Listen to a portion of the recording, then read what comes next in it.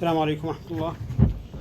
الحمد لله رب العالمين، نحمده ونستعينه ونستغفره ونعوذ بالله من شرور أنفسنا ومن سيئات أعمالنا، من يهده الله فلا مضل له ومن يضلل فلا هادي له، وأشهد أن لا إله إلا الله وحده لا شريك له، وأشهد أن محمدا عبده ورسوله. اللهم صل على محمد وعلى آل محمد كما صليت على إبراهيم وعلى آل إبراهيم إنك حميد مجيد، وبارك على محمد وعلى آل محمد كما باركت على إبراهيم وعلى آل إبراهيم إنك حميد مجيد. How are you, brothers? How are you doing this week? Alhamdulillah. I know that last session was not easy, and I can't promise today would be. But the important thing is that I want you to please interact. Please, if there's something not clear, tell me this is not clear. If something needs more elaboration, tell me please elaborate more, so that I know what's happening and if you're understanding me or not. So the first thing, just catching up from last time, when we mentioned that there is Aslul Iman, which we can say the essence of Iman or the fundamental Iman or the basic Iman, and then there is the Iman Wajib or the mandatory Iman. The main difference between those is that the Aslul Iman or the basic or the fundamental is the Iman that just puts you inside the religion. The main benefit of this Iman, of this rank, is that it makes you not eternally in the hellfire. This is the benefit of this rank. That whoever achieved this rank, the Aslul Iman, he will not be in hell forever. But it's not guaranteed that he's not going into hell. So this is the importance of this rank. The importance of the Iman al-Wajib, the mandatory Iman, is that it prohibits you from entering the hellfire initially. You don't enter. So that's why it's important. Then there is a third rank, which is Iman Mustahab, recommended, or when we talk about Ihsan, which is the higher ranks. So basically, one rank would just makes you not be for eternity in the fire. One would just makes you don't enter the fire, and with the third one gives you higher ranks or the highest ranks in Jannah, inshallah. Allah al-Musta'an. So today, inshallah, we're going to finish talking about Islam and start talking about Iman. We'll just start with Iman. Okay. So for Aslul Iman, like if I didn't fulfill those, then I am not a Muslim, right? Yeah, this is the thing that that there is no religion. You're not in the religion totally. Is those like a specific points, like less than like can we say 1, 2, 3? The least thing is that you believe in your heart, you say the Shahadatain, and act the least amount of deeds. Yeah. If we say that whoever skips or does not do prayers is Muslim. If we say that whoever skips Salah is not Muslim, then this is clear. Then Salah goes to this kind of Iman. Anyways, we're going to mention this today. We're going to mention this matter today about, whoever omits Salah or doesn't do Salah, what is the... So I wasn't talking about Salah in particular. No, I'm talking about Salah in particular. Because you're asking about the essence of Iman or Aslul Iman. So this is this debate. If whoever says from the scholars that you cannot be a Muslim when you're not doing Salah, they consider Salah as part of this Iman. If one, and the majority of scholars don't say so, and say, okay, whoever skips Salah and don't do Salah isn't only fasiq, and then this is not considered a part of the essence of Iman, but part of the Iman al-Wajib, the mandatory. Okay? Is it clear? About the Salah is clear, we already discussed this like last And the Shahadatain? Yeah. So, This is part of the Shahadatain, without doubt, is part of the yeah. Aslul Iman. You cannot be a mu'min, you cannot be a Muslim unless you say the Shahadatain. Of course, if you can speak. Yeah, if someone that is mute is not asked with this. And then the third thing is the intention, that you believe in Allah subhanahu wa ta'ala and say this Shahadatain with the conditions that we said, prerequisites that we mentioned last time, and that you understand what you're saying, you actually do that, you love this, and you are obedient, or that you're complying with the requirements of the Shahadatain. So this is the least this is the lowest thing. This is the, when you call, if you heard the term You cannot achieve minimum those. technical requirements, this is Yeah. basics. So if you're not achieving those, you are not. So yeah, if someone, so let's, for example, Abu Talib, the uncle of the Nabi alayhi salam, when alayhi salam for the Nabi alayhi salam. Okay, not Abu Talib. So when he was about to die, and the Prophet sallallahu alaihi wasallam told him, okay, just say La ilaha illallah so I can argue for your sake. And then he didn't say it. And he was, Protect. yeah, he was a protector for the Rasulullah sallallahu alaihi wasallam. He helped him, and he knew, he had no doubt that Rasulullah sallallahu alaihi wasallam was the Prophet of Allah. And he knew that what he was saying was true. But he didn't say this, and it didn't help him. ما كان للنبي والمؤمنين أن يستغفروا للمشركين ولو كانوا أولي قربى من بعد ما تبين لهم أنهم أصحاب الجحيم. So that's it. So he refused to say this word. So he was not. He didn't. He believed. Yeah, he believed in Allah. He believed in Rasulullah sallallahu alaihi wasallam, but he didn't accept Islam. He didn't say Ashhadu an la ilaha illallah.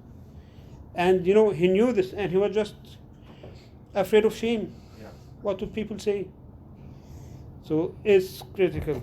How do you understand or conduct a comparison with the life this ranking of Iman, Mhm. the wajib, Iman, the mustahab, Mhm. and all those rankings? How do you understand this ranking in the light of the hadith that says that كل مؤمن مسلم ليس كل مؤمن وليس كل مسلم مؤمن? Yeah, it's not hadith, but there's a concept that every Muslim is a mu'min, but every mu'min is a Muslim, but not every Muslim is a mu'min.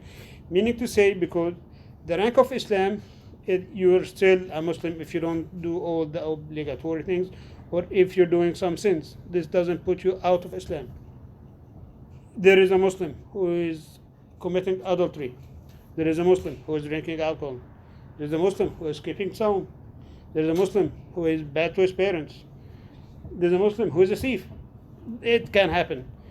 But there is no mu'min, such mu'min. لا يزني الزاني حين يزني وهو مؤمن. Okay? So that's it. So basically the Iman Wajib comprises all the mandatories and leaving all the sins. And it's not easy, to be honest. It's not easy to fulfill this rank, al-Iman al-Wajib. And that's why Allah subhanahu wa ta'ala helped us and promised us a lot of help with that. Things like His own mercy. That's why, this is an important point, maybe we're going to talk more about it later, is that the sinner, yes, you did a sin, yes, you are threatened to enter hellfire, but it's not guaranteed.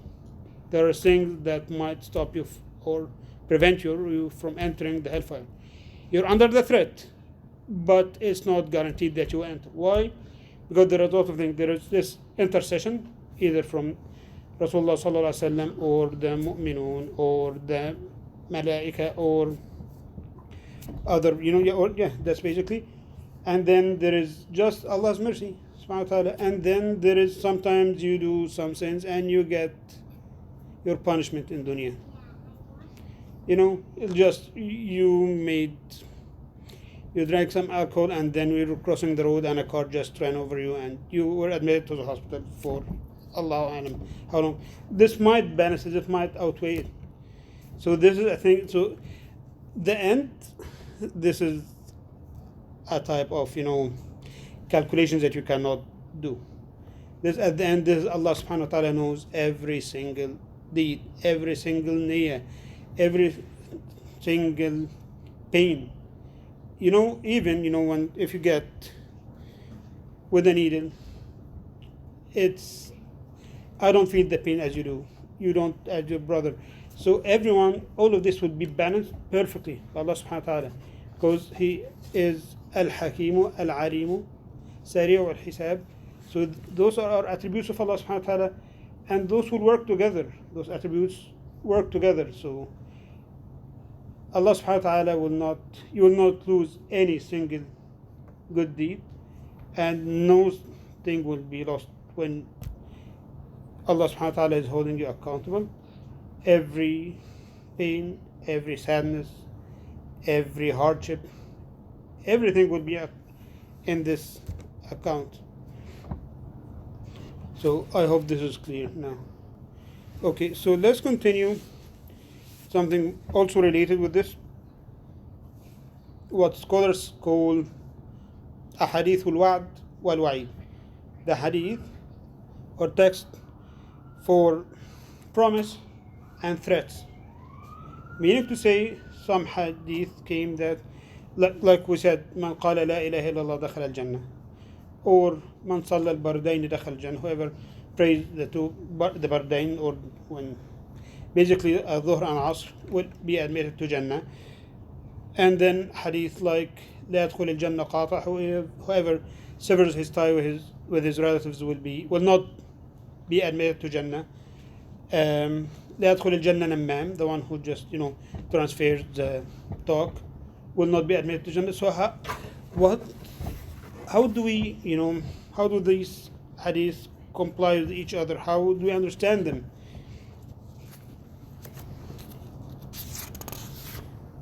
So the first thing, there are many ways in understanding this, and when it comes especially to the hadith regarding the shahadatain, that whoever said La ilaha illallah will be admitted to Jannah. So this hadith means that this is a main reason to enter Jannah.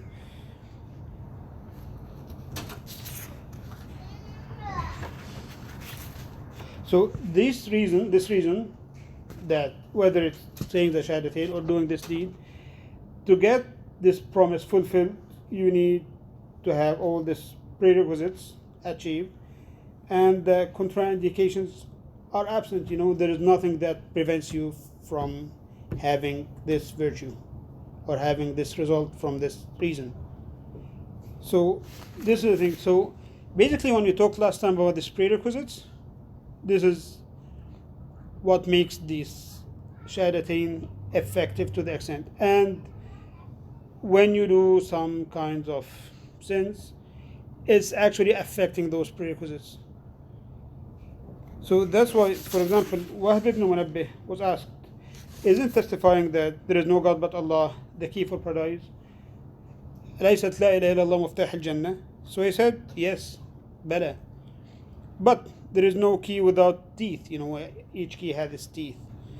So if you come with a key that has teeth, it will open. Otherwise, it won't. Just, this door has a key, a lock, and if you want to come in, you need to have a key. But if you have a key without teeth, it's useless.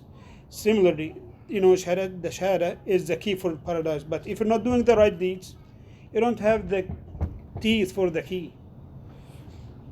Similarly, Hasan al-Basri radiallahu anhu said, some people say, whoever says no God but Allah will enter paradise. Then he said, whoever says no God but Allah and do its rights and duties will enter paradise. Okay, so as a duty for La ilaha illallah, that you don't sever ties with your family, with your relatives. No, you have to be in connection with them. Salatul Rahim. You cannot be of the teeth of La ilaha, of this key of La ilaha illallah. If you just skipped one of the mandatory deeds, you just lost one of those teeth. If you do some sin, you just lost one of those teeth. So that's the thing. So this is the first opinion, and it was chosen by Imam Ibn Rajab rahimahullah ta'ala, that these hadith or these promises are conditioned, that the prerequisites are present, and these contraindications are missing. This is a hard word. I couldn't find it easily, but I couldn't find a better word. It's in Arabic shurut, تحقق شروط وانتفاء موانع. The shurut, the prerequisites, the conditions for this one, for the shahadatain to work, and this mana, the thing that prohibited from doing its job. So this is what I mean by contraindications. So this was the first opinion, and I said Imam Ibn Rajab said that he chose it and said that this was a strong opinion, that those, again, just to summarize, that those hadiths mention that this, whether it's saying La ilaha illallah, or praying the bardain or whatever, this is under condition that you have to have the conditions required for them to work or give their effect, and skip anything that would stop them from doing their work. This is the first opinion.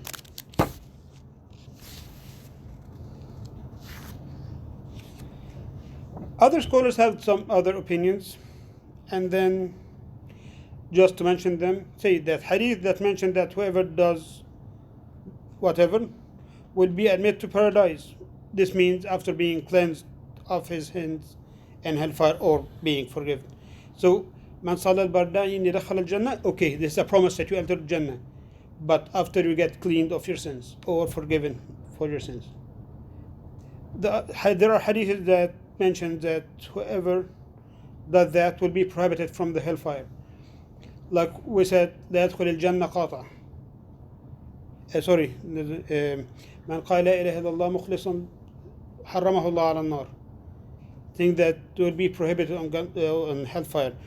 This means that it will be prohibited after you exit the hellfire, after this person exits the hellfire. So basically, if he exits the hellfire, he will not go back again. And once he's finished his time in there and cleansed and went out, now he becomes prohibited for the hellfire. It cannot touch him anymore. Or that means that he will be prohibited from the hellfire of the kuffar, of the infidels. You know, the hellfire have 7 layers. So basically from level 2 to 7 are not for mu'mins. Those are wal'iyadu billah for infidels, for hypocrites, and so on. Yeah, إن المنافقين في الدرك الأسفل من النار. The lowest one, the lowest layer is for the hypocrites. And this is actually, those are dangerous. Whoever is admitted in those layers, there is no way out. The first layer, which Muslims or mu'mins can enter just for cleansing, this is not. So basically, this is the one that people Muslims or whoever the mu'min might enter it just for cleansing. So when the hadith say that he will be prohibited for hellfire, this means from layers 2 to 7, not 1. This is a way of understanding this hadith. Some scholars said, okay, so those hadith of promise that whoever said La ilaha illallah will be admitted to Al-Jannah were mentioned or were said before the duties were revealed and there was farad. You know, as like the early stages of Islam. This is an opinion, but it's not the strongest one. Okay, so the hadith that mentions that whoever does so and so will be admitted to the hellfire. Also, some scholars say that he will be admitted to the hellfire only for this time enough to cleanse him, or that this hadith targets those who deem the prohibited action mentioned in the hadith to be permissible, those who do the istihlal. This is okay, so this istihlal is very dangerous. This is basically because what it means that Allah subhanahu wa ta'ala said, وَلَا تَقْرَبُوا الزِّنَا, and this guy says, no, I'm free to do whatever I want. I'm not abiding by this. It's my right. I can do whatever I want. It's not haram. So this what means istihlal means. So this dangerous. So basically istihlal is not just, with istihlal puts you out of religion directly. If under certain conditions, when it's something that, by consensus and publicly known, that معلوم من الدين بالضرورة. Nobody, everybody knows it. Every single Muslim knows it. And then if you deny it, this is istihlal. So this is another way of understanding this hadith. And so we mentioned now 3 kinds of hadith. The hadith that says whoever do so will be admitted to Jannah, and And those say that meaning after being cleansed of his sins, and the hadith that say that he will be prohibited from hellfire, and it's either the hellfire of the kuffar or after being admitted to Jannah. Then when he finishes his cleansing and gets out of the hellfire, is not admitted back to it. And then we said that whoever do so and so will be admitted to the hellfire, meaning either just for the period to be cleansed, or this means the one who deem the prohibited action to be permissible. Okay. Then there is a fourth type of hadith, which mentioned that whoever does so and so will be prohibited to paradise. And the scholars, by the way, just to make sure we're on the same page, all of this is the second opinion. The first opinion said that those hadith of Wa'd and Wa'id, the promise and threat, are dependent on the prerequisites and the things that stop them from doing their deed or being effective, right? This was the first opinion. Now we're discussing the second opinion. You're lost, right? Okay, so let's say it again. First opinion, we have hadith says that whoever does so and so will be admitted to Jannah, and hadith, whoever does so and so will be prohibited for the hellfire. Hadith says whoever do so and so will be prohibited from Jannah. Hadith says that whoever do so and so will be admitted to the hellfire. Okay, those are four kinds of hadith. Hadiths that give promise and hadiths that gives threat. Okay, first opinion and the strong opinion is that each single action mentioned in those hadiths does not become effective unless there are some prerequisites that needs to be fulfilled and some contraindications that needs to be omitted. Okay, this is the first opinion, and this was chosen by Ibn Rajab. Okay, the second opinion said, okay, we're going to say that these hadiths mean has specific meaning, either that whoever who is not going to enter the Jannah, meaning some kind of Jannah, or that he will not enter the fire, meaning that he will not enter the fire of the kuffar, but he might enter the fire of the first layer that Muslims might enter. This is a way of understanding other than the first opinion. So again, the second opinion, when you say that he will be admitted to paradise, meaning after being cleansed of his sins. Okay, if it will be prohibited for the hellfire, either the hellfire of kuffar or after exiting the hellfire. If he goes in, those his period gets out, he cannot go back again. That's it. So someone died with a sin, went to hellfire for a period of time, then he exited hellfire and was admitted to Jannah. There is no way back. That's it. You're Jannah, you're eternal in Jannah. Then once you enter Jannah, you're prohibited to hellfire. You cannot go back to hellfire. Okay? This is clear? Okay. And then we said that the hadith that mentioned whoever does so and so will be admitted to the hellfire, it's either just for cleansing, or that this hadith means those who deem the prohibited to be permissible, those who are doing istihlal. Okay? Okay. The fourth type of hadith, the hadith that mentioned that whoever does so and so will be prohibited from paradise. حرمه الله على الجنة أو لا يدخل الجنة قاطع أو لا يدخل الجنة نمام. صح؟ يعني إيه لا يدخل الجنة أو حرمه الله على الجنة? What does it mean to be prohibited for paradise or doesn't enter paradise? Three different opinions. First one, and the easy answer, and it's not a competent answer if you want to say. This means that those who do istihlal. Okay? The second one, that it means that you will not be admitted to Jannah directly, لا يدخل الجنة قاطع.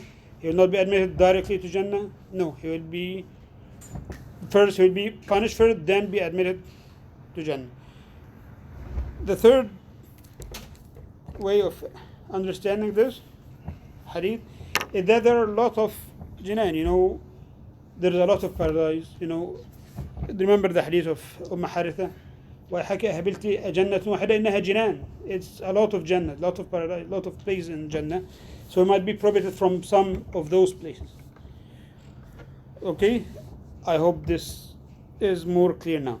So basically what is meant is that those hadith do not contradict. They're all from Allah subhanahu wa ta'ala and taught to us by the Prophet sallallahu alaihi wasallam. So they don't contradict. You need to use your mind to understand. So the first thing is that it either has a specific meaning, which is the second opinion, or the first opinion is that it's subject to the prerequisites and loading those contraindications. Okay? This is what was meant by this. I'm confused a little bit.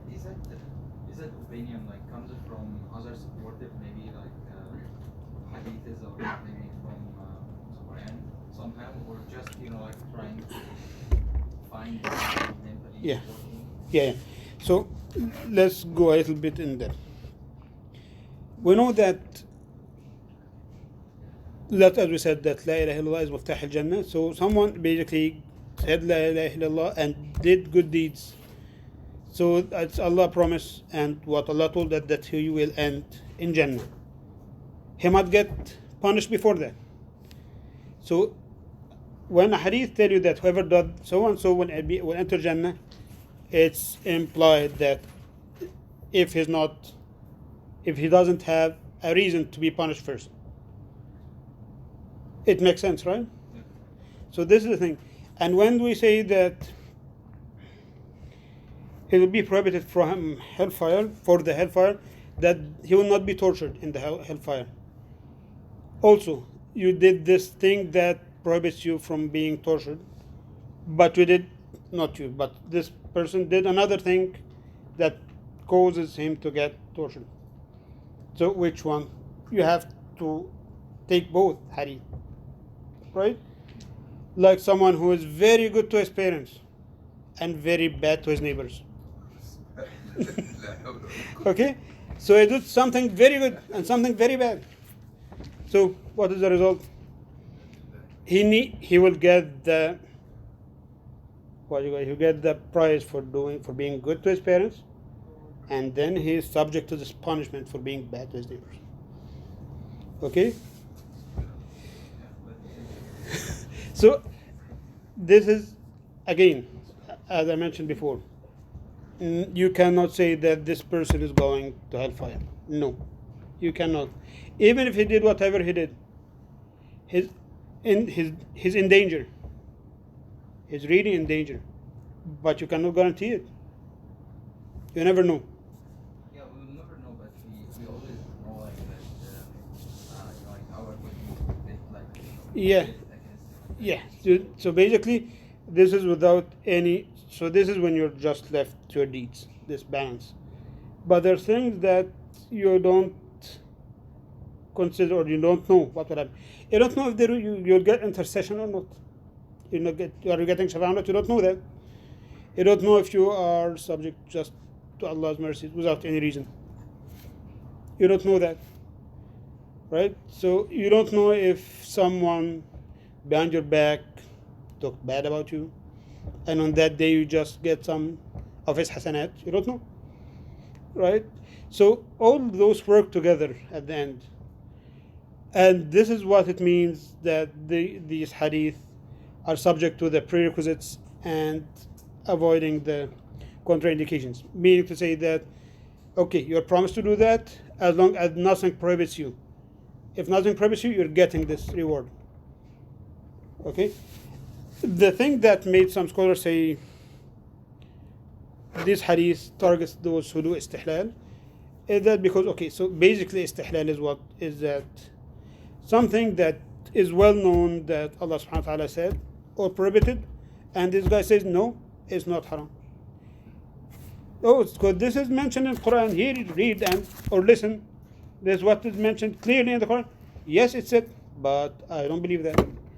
So this guy is actually rejecting what Allah is saying. So this is disbelief. That's why we said. That's why the scholar said that whoever does so and so will enter hellfire. It's obvious that if he does so while he thinks it's halal, when it's clearly haram and there is no reason for him to think so he'll enter hellfire. It's clear, So that's the thing. Are we clear on this? So I think at the end, how we should take it is just as a motivation and a warning, right? Allah barak fik, yes. So basically, this is the thing. Those hadith with reward or promise, those are, like incentives to you, like this, very encouraging for you. Yes, I want to do this. I want to get this promise. I want to be promised that I will enter Jannah directly, or that the hellfire will not touch me. And on the other hand, those hadith makes you avoid those deeds. Makes you avoid. Remember when we talked about Imam Bukhari, rahmahullah ta'ala, and he said, I never do backbiting with anyone since I knew it's haram. Since the day he knew it's haram. And that he hoped that Allah subhanahu wa ta'ala would not hold him accountable for backbiting anyone. Remember that? So this is when you get those hadith about backbiting and then you avoid it. Because you don't want to be held accountable for that. You don't want this to prohibit you from entering Jannah directly. You don't want this to put you at risk of entering Jahannam. Billah. So it's more like when you say targhib wa tarhib. It makes you want this reward and avoid this punishment. Okay, are we good with the shayateen? Shall we go for the second pillar? Okay. So what is the value of those opinions just about encouragement? So those opinions, which, sorry, again. I mean, there's different opinions, like what those kind of opinions that you mentioned. Like if you just think about, okay, just our Prophet trying to encourage us, to avoid like fight. So what is the value of knowing maybe those kind of opinions, that what actually means and so on, if we just take it as encouragement? So basically, people are not the same in understanding or in receiving the information. So this first opinion that we say that was chosen by Imam Ibn Rajab might not make sense for some people. And they say, okay, I can't understand this interpretation. I need something more solid. I need something more that he will not enter Jannah in first, that he will be admitted with that, for example, that he will not be, that he will, whoever does so and so will not enter Jannah, means that he will not enter Jannah directly. Yes, I can understand this more easily. So people are not equal. People have different perceptions. People have something might convince you, but not convince me, and vice versa. So we're just trying to give explanation or interpretation to make those hadith in harmony. So that's why. That's the thing. Not all people. Yeah. No. And at the end, you cannot say this is the only correct opinion. You cannot say that. It might be. It's probable. But when we say that this one is the chosen opinion, or this one is stronger, it's sometimes because some of the very competent scholars say it, or because it's the majority say it. So that's why we say this is a stronger opinion or something. So the second pillar of Islam is establishing the prayer, iqamat as-salah. To do it complete with its prerequisites and compulsory actions. This is the minimum, when you do the shurut, the prerequisites, and al-fara'id wal-wajibat, the compulsory and obligatory actions in the salah. This is the minimum requirements, and then if you do it with the recommended actions and sayings, then you're getting more reward, and your salah is more complete. These things are more discussed in fiqh, Islamic jurisprudence. In the fiqh, it's more discussed there, so we're not going to go in deep with this.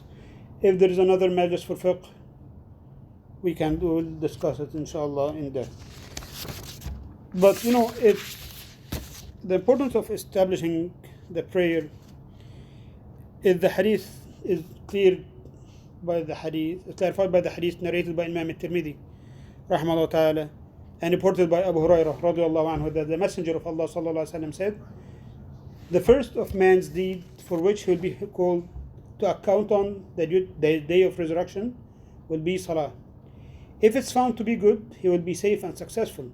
But if it's not good or incomplete, he will be unfortunate and a loser. If any shortcoming is found in his obligatory salah, the glorious and exalted Rabb will command to see whether his slave has offered any voluntary salah Allah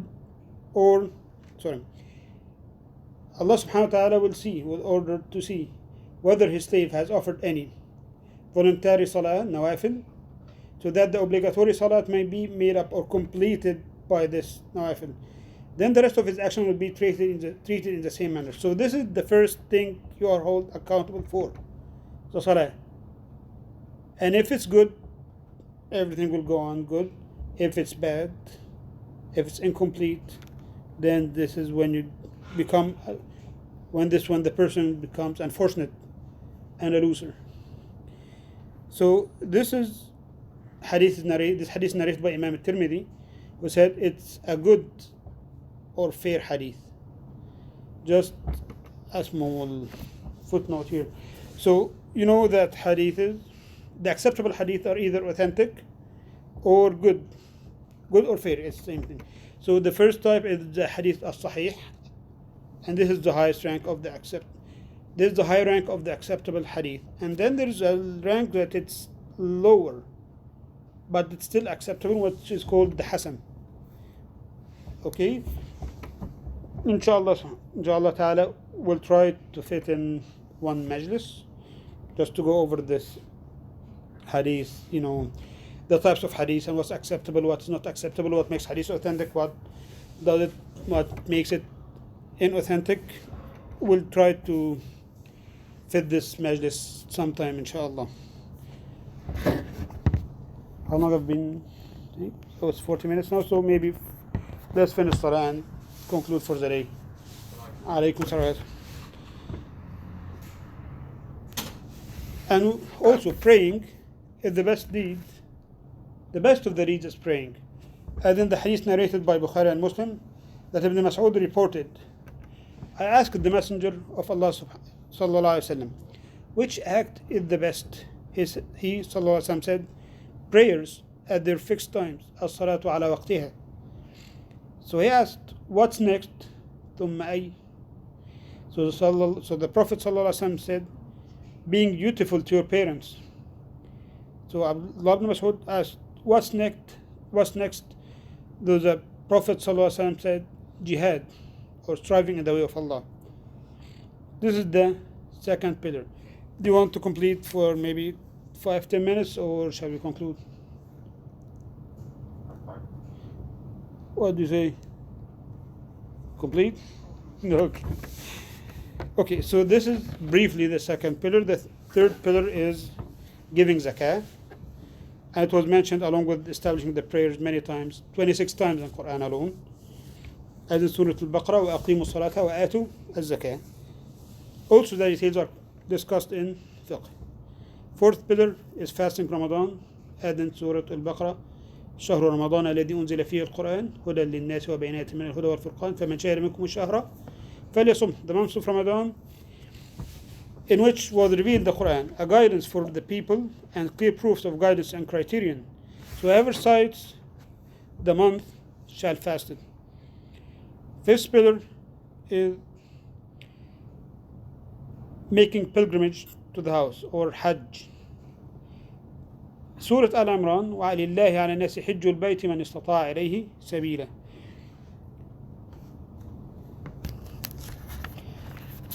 We said that we're commenting on the second and third hadith together, right? Because the second hadith mentioned the Islam, Iman and Ihsan, and the third hadith mentioned the Islam.